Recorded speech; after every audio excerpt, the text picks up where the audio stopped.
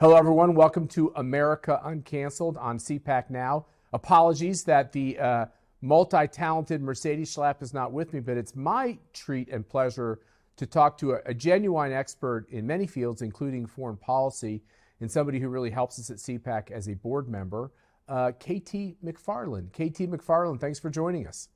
Honor and a pleasure, as always. So, KT, when we talk, I like to listen because you're not only somebody that brings decades of experience to these questions on foreign policy and diplomacy, but you also have the talent of being a very good teacher and a very good explainer of what's going on. So the very first question has to be is, what the hell is going on at the Pentagon and where is the press corps? Oh, well, the press corps does whatever the White House and the Democrats tell them to do, whatever the bureaucracy tells them to do. They're not even asking the right questions. But it's a very serious constitutional issue. You know, the Secretary of Defense is not like the Secretary of Transportation. He is in the direct line of command, the command authority of the United States. And if you look in the Constitution, the President of the United States is the chief executive of the country, runs the executive branch, but he has a second role, and that's Commander-in-Chief of the Armed Forces.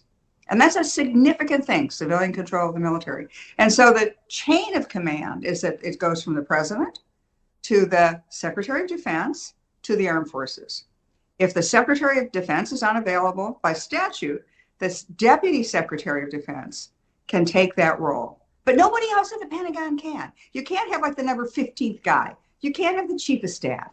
And so it was the fact that they had two of them out of commission. You have the Secretary of Defense in an ICU, I don't know, unconscious, who knows what's wrong with him. And then the Deputy Secretary of Defense is on the beach somewhere in Puerto Rico. And then the Chief of Staff of the whole Pentagon, well, she was out sick that day. And so it was like nobody's in charge. And you can laugh about it. And I think that's the attitude that the administration is taking. Oh, it's no big deal, you know, we just didn't fill out the right boxes. No, because not only did the President not know where the Secretary of Defense was, or the Vice President, or the Secretary of State, or the National Security Advisor, guess who probably did know where the Secretary of Defense was? Mm-hmm. The Chinese, the Russians, because they were looking at every movement 24/7 of our senior officials.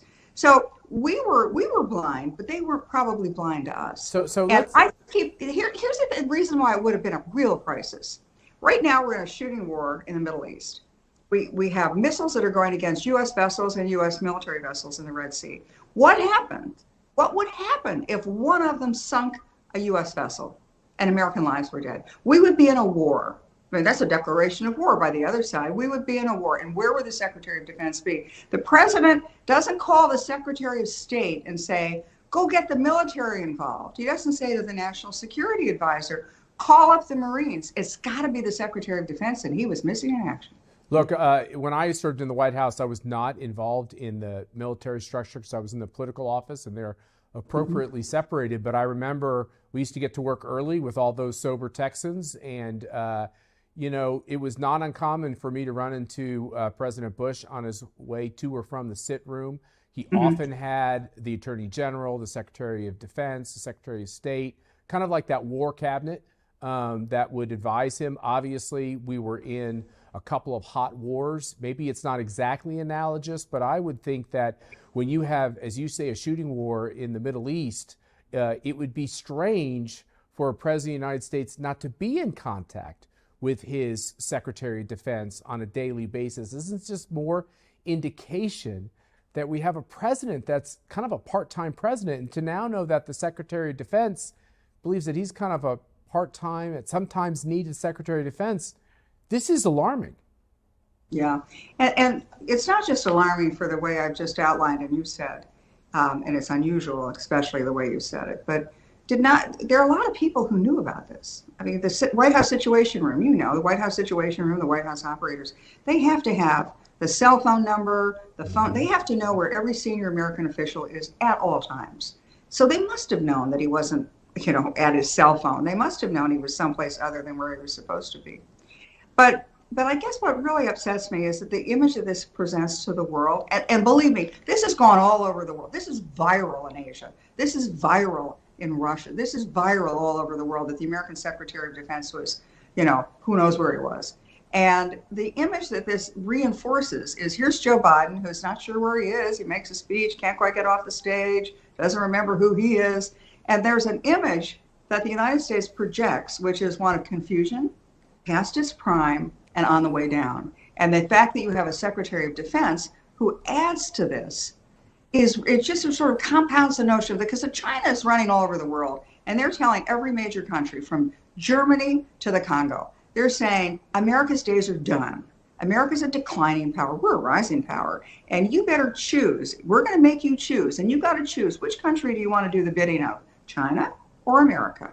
And this just reinforces that notion that America is a country that's in decline, can't get its act together. It reinforces the idea of the shambolic withdrawal from Afghanistan. And we just look like we don't know what we're doing. So, Katie, I'm going to bring up something that's a little edgy and controversial. I don't really know Lloyd Austin. I don't really know who the Deputy Secretary of Defense is. I don't know the Chief of Staff, so I don't really know their backgrounds. But I do think it's interesting. It's a black man, a woman, and a woman. And we just went through this whole question where you had this panel of female presidents of universities come, and they couldn't answer very basic questions about why it's problematic for Jewish students to feel for their safety on their campuses. Not only are they picks that make the DEI crowd happy, their answers were so orchestrated to be aligned with the pushback to supporting Israel, the Hamas line, because that's really hot on campus, and that's popular because campuses have become, unfortunately, a hotbed for anti-Israel sentiment because they think they're the racial oppressors. Is this another example of, in the Biden administration, they care more about what you look like than the talent that you have, or is it just unfair and these are very talented people who just sometimes do their job? You know, I can't speak to the decision rules that the Biden administration has used in appointing people. If you look at a number of their senior officials, they do not seem to be up to the job. I would say, though, in general about the United States military today, they have the Biden administration, really the Obama administration before it, they emphasize certain characteristics. I mean, they've gone away from war fighting.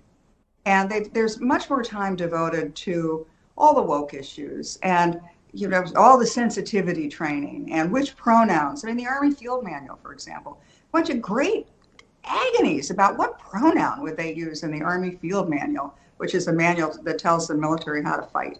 And so when you put on all those additional things that you want the military to do, you want to be social justice warriors, you want them to do all of these sort of woke, DEI, whatever you want to call it, what falls out the bottom? There are only 24 hours in a day. So what falls out the bottom is a lot of the war fighting. There was the training that you would get. So there was a major study done, I don't know, 2-3 years ago, about why was the Navy having all of these accidents at sea? There were a lot of naval vessels that were running into each other. There were fires on them. Nobody could figure it out. Why all of a sudden is the Navy so lousy? It's usually a really good service. And so the study didn't just ask the top guys, because the top guys are political. It asked people all through the ranks. So it asks people on ships. It asks the most junior guy on the ship. It asks the officer corps and the non-commissioned officer corps. What's going wrong here? Why? What do you think?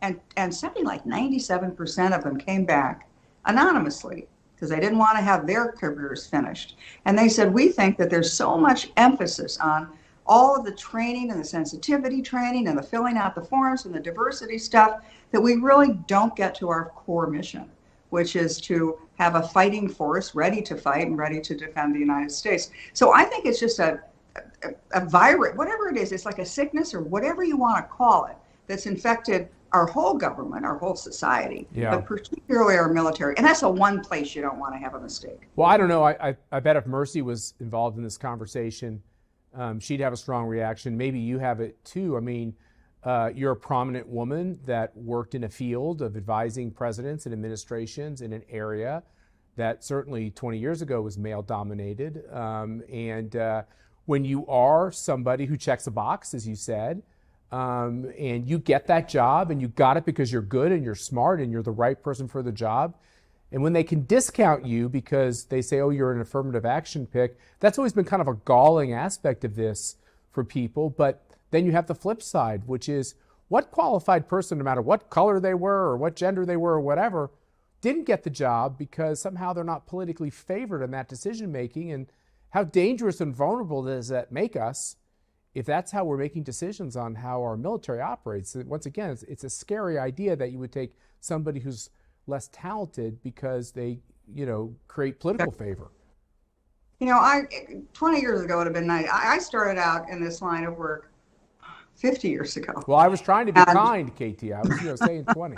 Well, 50 years ago, and it was at the time in the late 60s, early 70s, when a woman could graduate from college with the same degree as the guy sitting next to her in the class. And when it came time to get the job, she could be the secretary or the assistant or the administrative assistant, but the guy sitting next to her didn't work as hard, didn't get as many good grades. He got to be the boss. And so I came of age at a time when there were no women in the room and had to work really hard. I mean, I had to work harder, be smarter, be a lot better than most of the guys that I was working with, my contemporaries. And then I got in the room and I was the one woman in the room. And for a long time, that was it. That was good enough. You had one woman in the room. And I was very proud of the fact that I got there on complete and total merit. And I look at my daughter's generation and I think, I'm so glad we broke that glass ceiling. I'm so glad you have those opportunities. But what I don't want to see is that all the hard work that women have put in, or any minority who has put in to break the glass ceiling, to now see these honors just sort of scattered around to anybody who checks the box, because it does diminish the quality and sacrifice and commitment of the people who have gotten it the right way. I don't care what your color is or what your gender is or what your pronoun is, but earn it. Because the United States is, particularly the United States government and the United States, in a period where we are now entering into, which is one of great peril for the future of the country, for the future of democracy, for the future of the free world. It's not amateur hour. Nobody cares about checking a box. We want excellence. That's right. And I am all for, I got there the hard way, and I'm thrilled that my daughters didn't have to get there the hard way, but I sure as heck don't want to see people coming now and getting the jobs that they're not qualified for, because it's not only bad for them personally, bad for the movement, bad for the gender, it's really bad for the country. I always found it so ironic that as we got close to every CPAC, and we're getting close to our next CPAC in February, the charge of racism always comes forward. And, initially 8, 9, 10 years ago when we were making these decisions, we were so sensitive about like who we announced and, what boxes were being checked. And you realize over time you have this charge of racism, which comes if you're a Trump supporter or a conservative or a Republican, just comes nonstop. And I've come to the point where putting everything through the race filter is really toxic. It's destructive for having positive race relations, because every decision, every moral decision, every political decision has to be put through this, concept of race and all the race theories. And I have this feeling that it's all breaking down, because people, as you see more black voters, as you see more Hispanic voters, as you see more Asian voters, as you see young voters, men and women, breaking away from the orthodoxy that they must be Democrats and everything else, because they increasingly see themselves the victims of all this political correctness. It seems to be breaking down. Are you also hopeful that could be an outgrowth of the politics of 2024? The thing that I've noticed as I go around the country is the people who are increasingly Republicans or like Donald Trump are not the people who go to the Council on Foreign Relations or sitting in the faculty lounges. They're the people who work really hard, and the people who have made it. And they've made it on their own sweat and their own initiative and their own gumption and their own hard work. And all they want is a chance to keep doing that. And so that's why I think you're seeing the swing of the working class American to go from whatever his color or gender or ethnic background, you're increasingly voting Republican, because that's the party that's giving them the opportunities that they so want.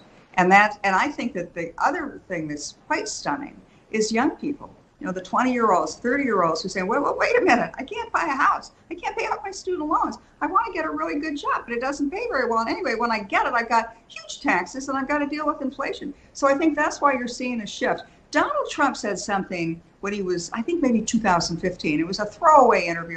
Can't imagine anybody even listened to it. And the reporter asked him, well, what kind of a Republican Party do you envision? You're Trump. You're not a regular standard country club Republican. And he said, well, I see a Republican Party that's very different. I think it's going to be the party of the working man and woman. And sure enough, that's the party that we've become. We're the working men and women. The other guys, the freeloaders, the people who've already made so much money, they don't really care about anybody else. I'd much rather be in the party that I'm in and be part of the American people who really want to work for what they get and are willing to keep doing, because that's why America's great. You know, other countries in the history of the world, Matt, they've had their moment in the sun. They rise, They shine, and then they decline. But America doesn't. We keep coming back. We rise, we shine, we decline a little bit, and then we rise again. And that's because of the American people and the opportunities we have. When we lose that, if we give it all up to all the people who say, no, you got to check the box, then we really are finished. I think, look, this is part of the Reagan to Trump legacy, right? Which is Reagan spoke to immigrants because his family came here mostly from Ireland, and he wasn't a rich kid, and he kind of was entrepreneurial in his profession in Hollywood, and he didn't represent some like son of a rich father thinking that he could become president, unlike the Kennedys, unlike the Roosevelts, unlike these other families. And although Trump has a different biography, it does seem like the politics of conservatism today, of this pushback on the brokenness of the big cities, is appealing to the little guy, the person that maybe hasn't got to get into the room and sit around the table and works really hard for a living while others get Uber Eats and say, take another sick day off, or say, I'm scared that I'm going to get a virus, or whatever the latest fad is. And I agree with you. I think it's a very positive thing about this coalition we're a part of. That's why I'm so honored to be part of CPAC and what we stand for and what you've done and what Lucy has done, what we've all done, is that we are the people who are standing up for the American dream. The other guys, the American dream, they have to work for it.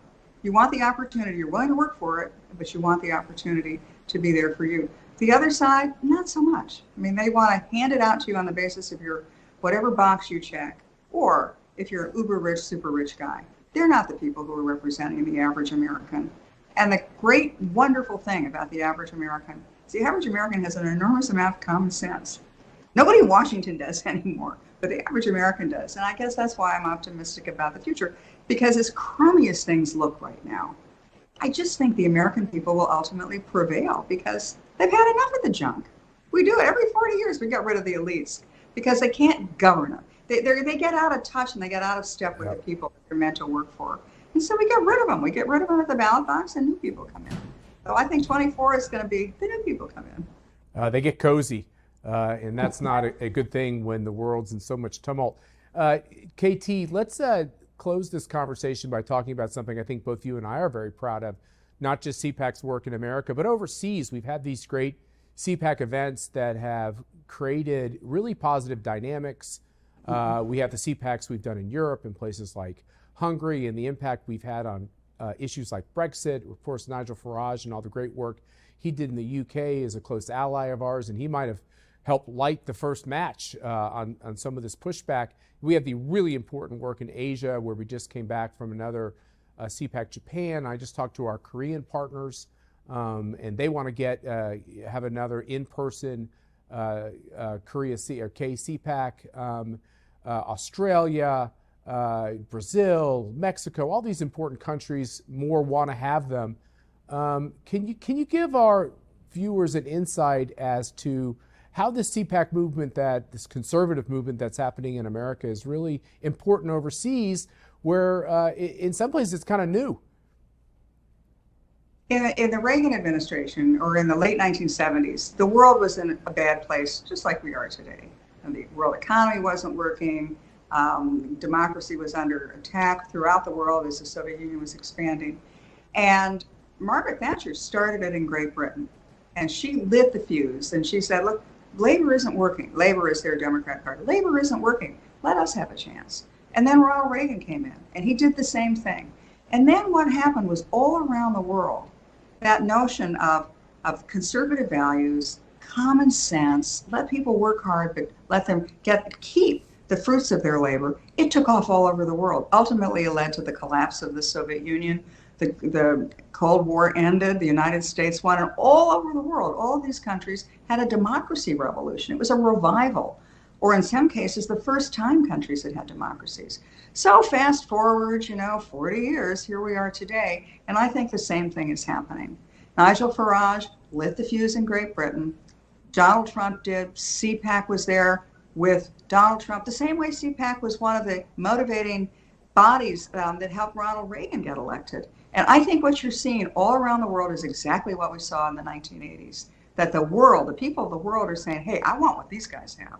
And this is good. This is a recipe for success. It's a recipe for a strong economy. It's a recipe for advancement of mankind, but also a period of peace and prosperity for our own people. So that's why you're seeing the conservative values, the people who are coming from all over the world are coming to you. You're not going to them, Matt. You're not saying, hey, don't you want us to have a CPAC in Japan? They come to you and they say, how did you guys do it? The same way people came to Ronald Reagan in the 1980s and said, how did you do it? How did you turn America around?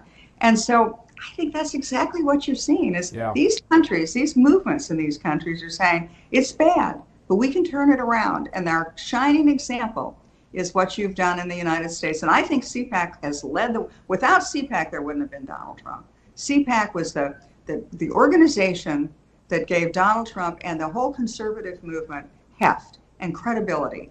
And that's what we're doing again. So I'm very proud to be part of this. It's a fight. It's a long war. Oh boy! But I think we're winning it. It's a fight, and it's a personal fight, unfortunately. But I'm thinking about someone like yourself as we go to these capitals. We go to Seoul. We go to Tokyo. We go to Mexico City. We go to these and we go to a lot of other capitals along the way, Paris, Rome, all these. None of these great cities look like our big, broken, blue, bankrupt, really desolate cities. Los Angeles, San Francisco, Chicago, New York City, Washington, D.C. It's so sad to go overseas and see everybody seems to have recovered from lockdowns and shutdowns, and they're sitting at cafes, and it seems normal. They're not having the crime problems. They're not having the insane, violent protests that we're having. As we conclude our conversation, America's really, you said it, we were broken in the 70s. We're broken again, certainly in these urban cores. And do you have any hope that we can pull out of that?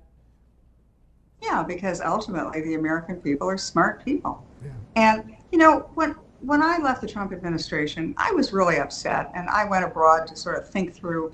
I went to Scotland. I got on an airplane and went to the west coast of Scotland. My husband and I got a rental car and we drove all the way to the coast. And then we got on a ferry. We went to one of the remote Hebridean Islands, no cell phone, no Wi-Fi, just a lot of sheep and a lot of whiskey and a lot of rain. And so I started thinking, well, what's wrong with America? Why are we so broke? This is the worst it's ever been. And I realized, no, it's not the worst it's ever been. Every 40 years or so, the United States goes through these revolutions. And our founding fathers understood that the nature of man was that if you had power, you wanted more power. You wanted to keep the power. And the nature of governments was to always expand, to cost more money, to take over more parts of your life. And that the very beginning of the United States was we overthrew an elite ruling class, right? It was the British. And then we got our own people. We got our own constitution, and everything was terrific for about 40 years.